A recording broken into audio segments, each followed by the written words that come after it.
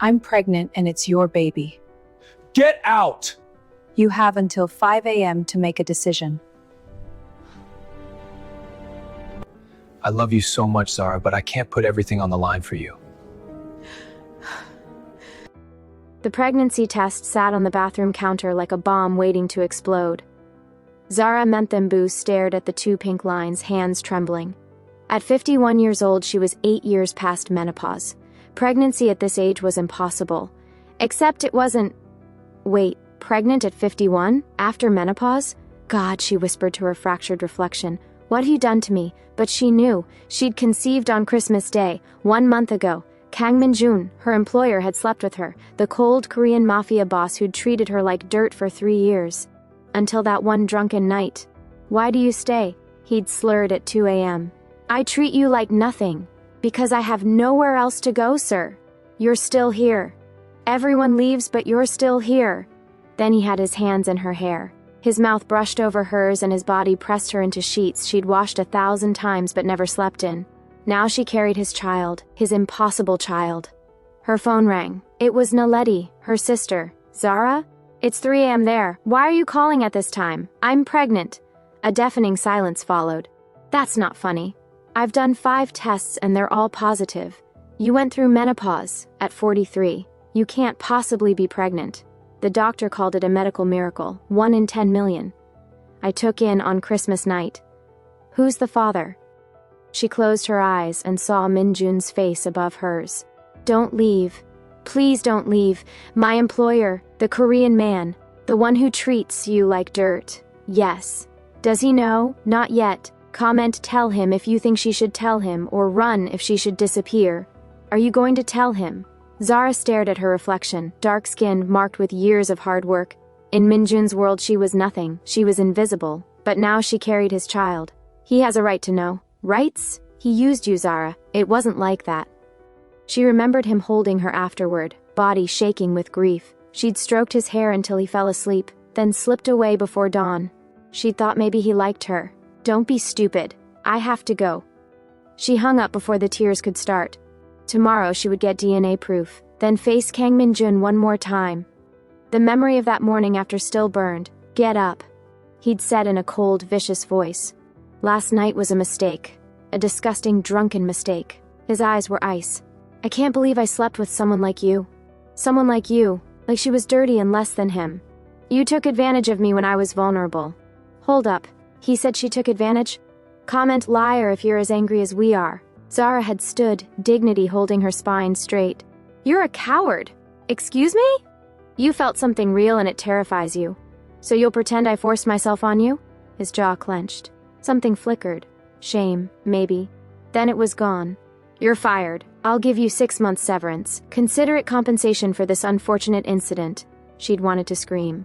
Instead, she'd gathered her clothes and walked past him, head high.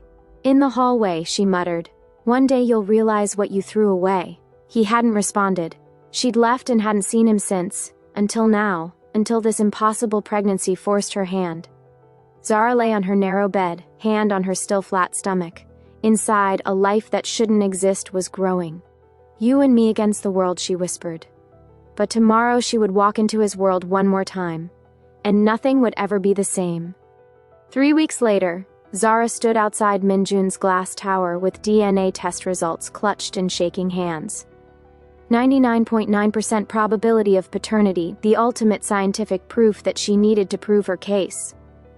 She pushed through the revolving door. Can I help you? The receptionist's eyes catalogued her worn shoes and faded dress, judging her to be unimportant and not welcome here. I need to see Kang Min-Jun. Do you have an appointment? Tell him Zara Menthenbu is here. Recognition flickered, and she made a brief phone call. I'm sorry, Mr. Kang is in a meeting. I'll wait. Would you wait or would you storm up there? Let us know. The elevator dinged. Min-Jun stepped out with 3 men in expensive suits. They were laughing. Then he saw her and the laughter died. His whole body went rigid. It's fine, let her up. The men exchanged glances. One gave Zara a look of pure contempt. You have 5 minutes, Min-Jun said. Inside the elevator, silence stretched like broken glass. His office was all steel, glass, and leather. He closed the door but didn't offer her a seat. What do you want? Money? I'm pregnant. Min-Jun went absolutely still. What? I'm pregnant and the baby is yours. That's impossible. I'm 51.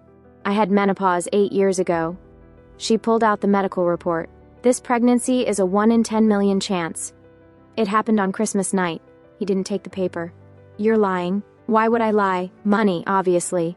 You think you can trap me into funding your life forever? I don't want your money. I came because you had a right to know. The truth is, you're desperate. You probably got pregnant by some boyfriend you've been sleeping with while you worked for me. I haven't been with anyone in 3 years. Not until you... Something flickered across his face. Get out. Min-Jun. Get out. Before I have security throw you out. I have proof. DNA evidence that is undeniable. I said GET out. The door burst open and a security guard walked in. Sir, escort Ms. Memthembu out. If she comes back, call the police. The guard grabbed her arm.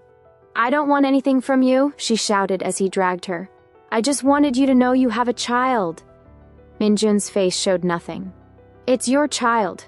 Whether you believe it or not, the elevator doors closed on their laughter. Boss, you need to be more careful with the help. Comment justice for Zara if you want her to get her revenge. Hours later, Zara collapsed on her bed and broke. Sobs came from somewhere deep. She felt grief, rage, and terror. She curled around herself, hand on her stomach, whispering promises she wasn't sure she could keep. I'll protect you. You'll never feel invisible. But a small voice asked, how? She didn't have an answer. Not yet. But 3 weeks later, when DNA results arrived at Min-Jun's office marked urgent, she would get one. Min-Jun stared at the envelope. It was 3 weeks since Zara had shown up. 3 weeks of trying to forget what he'd told her. These were another set of DNA paternity test results. They were confidential. It was supposed to confirm Zara's claim.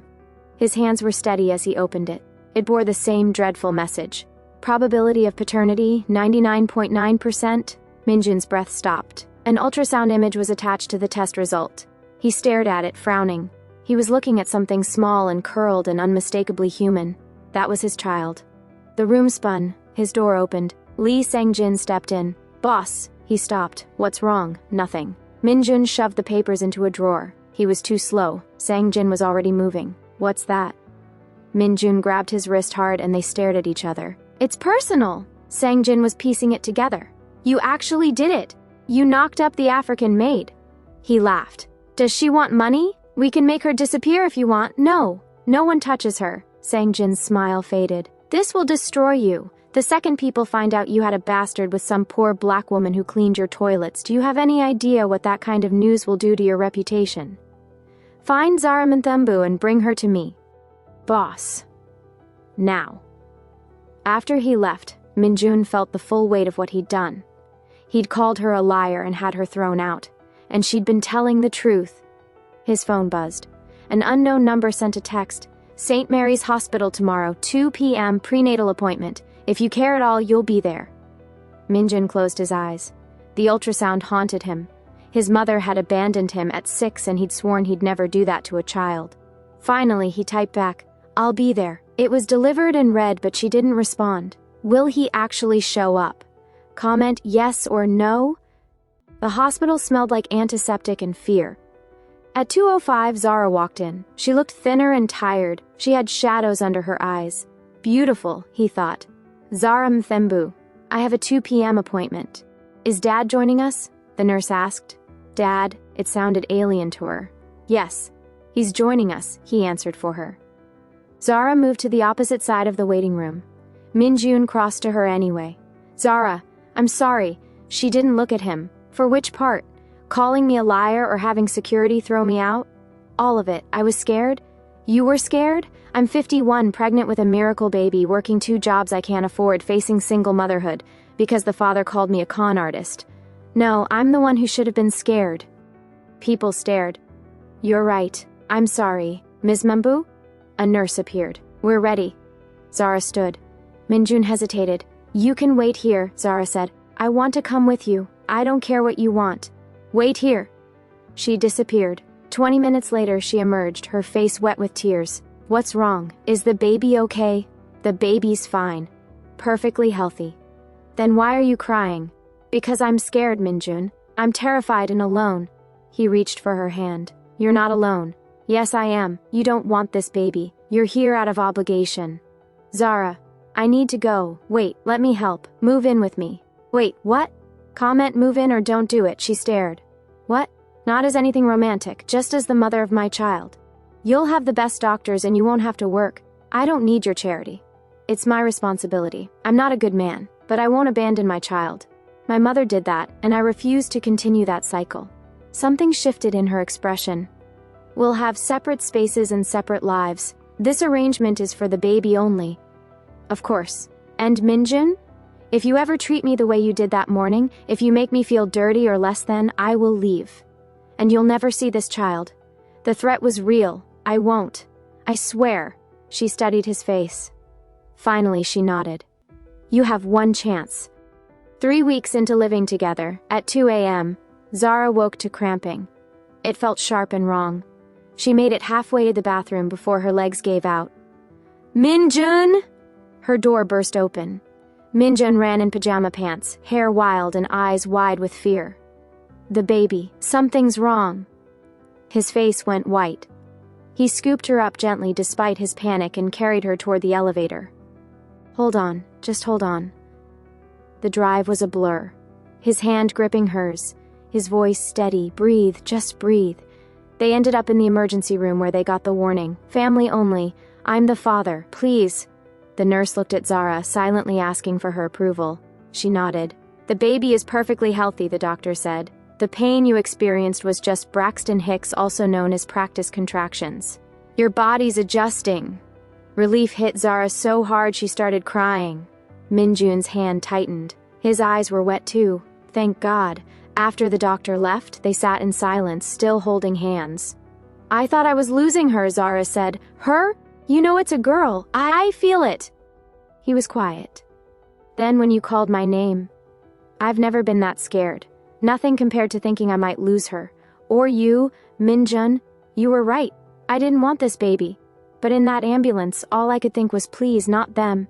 And I realized, I started wanting this. Wanting her almost means wanting you. He stopped, hesitating. OMG, is he catching feelings? Comment hooked if you're here for this. We should go home.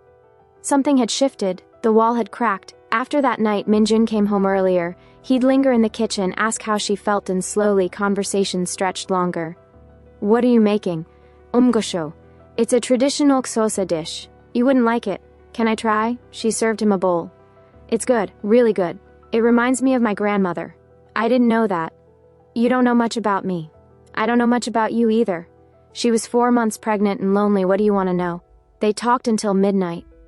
She told him about Kyalicha Township, her mother cleaning houses, the scholarship, dropping out when her mother got sick, and how her mother never recovered. I couldn't afford the ticket home for the funeral. Min-Jun's hand found hers. You didn't fail. I clean houses. You survived. You helped your family and kept your dignity in a country that tried to take it every day. That's strength. She cried. Your turn. Tell me something true. My mother left when I was 6. She just woke up one morning and left. My father drank himself to death by 12. His family took me in but made sure I knew I was a burden. Her eyes softened. Min-Jun, I learned the only way to survive was to be indispensable, so successful they couldn't dismiss me.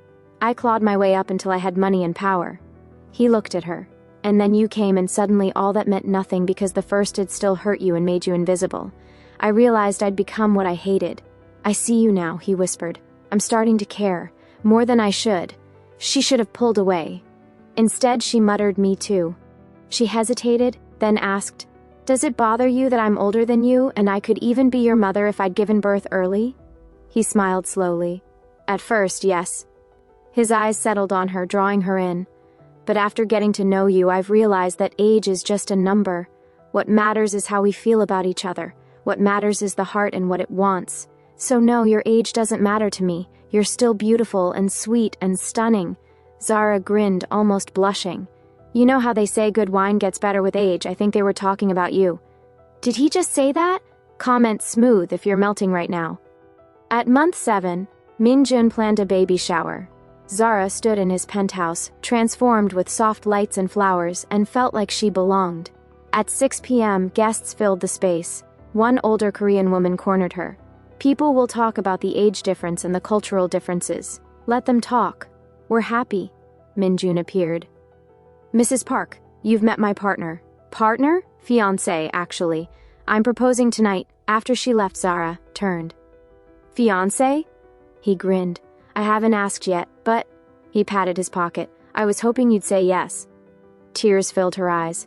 You're really going to propose to me despite all the odds against us? Yes, in front of everyone. Will you accept my ring? You know I will. This was happiness. For 2 more hours, she sank into it. Then the door opened. Conversations died like dominoes and people turned. The atmosphere cooled. Ji-hai, Min-Jun's ex-girlfriend, the same one who'd broken up with him on Christmas Day, stood in the doorway in a designer dress. She wore perfect makeup and had cold eyes. Hello, Min-Jun oppa. Surprised to see me. Min-Jun moved in front of Zara. Get out, Ji-hai. But I have such a wonderful gift. She pulled out a tablet. A screen lowered from the ceiling. Financial documents appeared on it. Min-Jun hasn't always made his money through legal means. I've spent 6 months gathering evidence of every illegal transaction. Gasps rippled. Some guests moved toward the door. One call to authorities and all this goes public. Prison time. Your assets will be frozen. She turned to Zara, eyes full of venom. And that baby? She'll be born with her father in a cell. What do you want? I want you back. You broke up with me. I was testing you. But instead you fucked the help and got her pregnant. You replaced me with her. She's not even your type. I mean, look at her. Her eyes roamed over Zara condescendingly. The racism was thick. Don't talk about her like that. But Ji-hai circled Zara like a predator. 50-year-old black maid, pregnant and pathetic. Actually believing a man like Min-Jun could love someone like you. Did you really think you belonged here? That's not true, Zara said, voice shaking. You trapped him. You're a con. You saw an opportunity and you took it. Naledi stepped forward. You're a spoiled child having a tantrum. And who are you? More African strays. Enough! Min-Jun's voice cracked. Everyone out. Party's over. Guests scattered. You have 1 week, Ji-hai said. Marry me, and I'll bury this evidence and send Zara away with money. Or choose her and I'll destroy everything. Your money will be gone, your reputation will be ruined, and you'll spend the rest of your life in jail. Is a 50-year-old black maid worth throwing away your entire life? She picked up her purse. You have 1 week. I'll be waiting. Then she was gone and silence returned. Min-Jun, Zara started, voice breaking. He wouldn't look at her. I need to think. Wait, he needs to think. Drop a comment right now. Team Zara or Team Min-Jun? Is he justified in needing time or should he have chosen her immediately? Let us know what you think, and hit that subscribe button because episode 2 is coming and you do not want to miss what happens next. Think about what? She's blackmailing you. She has evidence. Real evidence. She could send me to prison. What about us? What about our daughter? I have to consider all options. Options? Her voice rose. She's not giving options. I know that. But if I go to prison, if I lose everything, what good am I to you or our daughter? You'd still be her father. The man I love. Love doesn't pay hospital bills. So you're trying to figure out if I'm worth it? That's what this is. That's not it. It is. Tears fell. She was right. I believed you'd changed. Zara, please. I should go. I'll pack my things. Where will you go? Anywhere that isn't. Here. Naledi appeared. Zara, let's go. 1 day, Zara said, looking at Min-Jun through tears. I'll give you 1 day, but after that, I'm gone.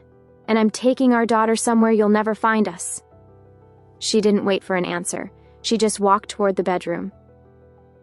That night, Min-Jun didn't sleep. His phone buzzed. An unknown number was calling. Kang Min-Jun? A woman's cold voice said. Do you remember your former associate Park Dae-jung? The one you worked with before going legitimate? Min-Jun's blood went cold. What about him? He's been arrested. He has cancer and only has 6 months to live. He's clearing his conscience by naming everyone he worked with. You're at the top of his list. That's impossible. Park is dying. He's already given them 3 names. Yours is next. What do you want? Just to introduce myself. We'll talk again soon. You're going to need help. At what price? We'll discuss that. For now, sleep well. If you can. The line went dead. Ji-hai's blackmail was bad enough. But if Park was talking, he was finished. And Zara. Their daughter. What would happen if he went to prison? Ji-hai's offer suddenly seemed less like blackmail and more like survival. No. I won't abandon them. But what choice did he have? I'll find a way, he whispered. I'll find a way to keep you both. But he heard Ji-hai's voice. Love isn't enough. Not in our world. And he feared she might be right. The morning came too fast. Sister, someone's here. Zara found Min-Jun facing a woman. She looked elegant and dangerous. She had Ji-hai's eyes, but it was colder. Who are you? I'm Ji-hai's older sister, Ji-soo. She looked between them. Ji-hai's blackmail? That's nothing compared to what's coming. There's a sister? Comment no way if your jaw just dropped. She pulled out a tablet. Min-Jun's face went pale. Park is singing to the authorities about everything. His testimony will bury you. You have days, maybe hours. What do you want? I want to watch you burn. You broke my sister's heart. She looked at Zara. But I'm willing to help. For a price. What price? We'll discuss that. Right now, do you want my help or wait for the police at your door? Silence stretched between them. Zara felt their daughter kick. What's your price? Jisoo's smile widened. Everything, everything. Min-Jun's freedom comes at a cost. His businesses, his assets, his control, and most importantly, his choices. You can't do that. I can. Park's testimony goes live in 72 hours unless I intervene. I have connections. I can make this disappear. In exchange for what? Zara asked. That's between me and Min-Jun. But you won't like it, sweetheart. A phone rang. It was Min-Jun's phone. Answer it, Jisoo said with a knowing smile. Hello? It was a man's voice. It sounded rough and weak. Min-Jun, it's Park. Min-Jun's body went rigid. Park? I don't have much time. Cancer's eating me alive. But I needed to call before he coughed. Before they come for you. I'm sorry, brother. But I can't die with this weight on my soul. Park, please. They're coming tomorrow morning, 6 a.m. They have everything. Every deal, every transaction, every name. Another cough. Run, Min-Jun. Take your woman and your baby and run. It's the only way. The line went dead. Well? Did Park deliver his warning? I told him to. Thought you deserved that much. You orchestrated this. Park's conscience is real. His cancer is real. His testimony is real too. She stood. I just accelerated the timeline. Ji-hai's blackmail and Park's confession are the perfect storm. Why? Real emotion flickered. Because men like Min-Jun think they can have everything. Love and power, they think they can throw away women like my sister and face no consequences. She stepped closer to Zara. And women like you? You think love conquers all. That your miracle baby will win the day. I'm here to teach you both that life doesn't work that way. You're insane. No, I'm realistic. Jisoo picked up her purse. You have until tomorrow morning, 6 a.m. That's when they'll arrive, with arrest warrants. You have 3 choices. She stuck out one finger. 1, run. Take your pregnant maid and disappear. Become a fugitive. Spend your life looking over your shoulder and raising your daughter in hiding. The second finger stuck out. 2, turn yourself in and go to prison. Let your daughter be born while you rot in a cell. Third finger. 3, accept my help. Let me make this go away. But when I save you, you belong to me. Your businesses, your freedom, your future, all mine. And Zara? That's the interesting part. My help comes with one non-negotiable condition. She leaves tonight. She takes a very generous settlement, enough to raise her daughter comfortably, and she never contacts you again. Ever. No, absolutely not. Comment, choose Zara or take the deal. What would you do? Then choose prison. Or choose running. Love or survival, her or freedom. She walked to the door. You have until 5 a.m. to decide. After that, my offer expires and the police arrive at 6. She paused. Oh, and Min-Jun? If you run, I'll make sure they find you. If you choose prison, I'll make sure Zara and the baby are taken care of, and not in a good way. The only way they're truly safe is if you take my deal and she disappears forever. You're threatening my daughter? I'm showing you reality. The choice is yours. But choose wrong and everyone you love suffers. Choose right and at least your daughter lives, even if you never see her. She opened the door. By the way, Ji-hai's blackmail? That was always a distraction. Something to keep you busy while I set up the real trap. My baby sister is impulsive. But me? I plan, I execute, and I never lose. Then she was gone. Silence followed. Zara's legs grew weak, but Naledi caught her. This can't be happening. But it was, we have to run, Min-Jun said. We will pack right now. I have money in accounts she doesn't know about. For how long? A year? Forever? You want our daughter to grow up in hiding, always afraid? It's better than the alternative. Is it? You heard her. She'll find us and she'll hurt us. Then I take her deal, and you leave. He knelt, grabbing her hands. You take the money, go somewhere safe, and raise our daughter. I'll find a way to fix this. Then what? You think she'll just let you go? You'll be her prisoner, and I'll be raising our daughter alone, telling her that her father chose survival over us. That's not fair. None of this is fair. But those are our choices. Run and endanger our daughter, go to prison and abandon her, or take the deal and lose each other. Sang-jin appeared. There's a fourth option. Fight. I can't do that. Park's testimony is real. The evidence is real. Jisoo has prosecutors in her pocket. Then what will you do? Zara demanded. I'm 7 months pregnant and terrified, and I don't know how to protect my baby. Her voice echoed, raw and desperate. Naledi wrapped arms around her. Sister, breathe. But Zara couldn't breathe. Min-Jun's phone buzzed. It was another message. The clock is ticking. 5 a.m. Make your choice. JS. He looked at Zara, at her swollen belly where their daughter kicked and fought and lived. I won't lose you. I won't lose either of you. Then tell me how. Tell me how we can survive this. But he had no answer. None of them did. And outside, the sun was rising on what might be their last day together. To be continued in episode 2. Will Min-Jun find a way to save them all? Can Zara protect her daughter from Jisoo's web? Is there really a fourth option, or are they trapped in an impossible choice? What happened to make Jisoo this cruel?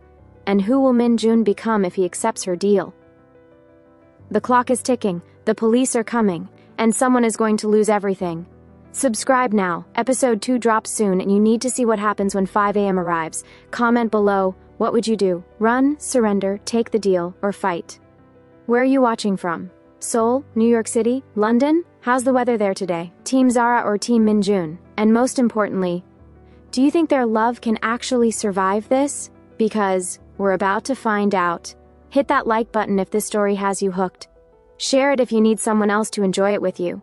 And remember, the sisters' revenge is just beginning. You haven't seen anything yet. This is only the beginning. The real war starts in episode 2.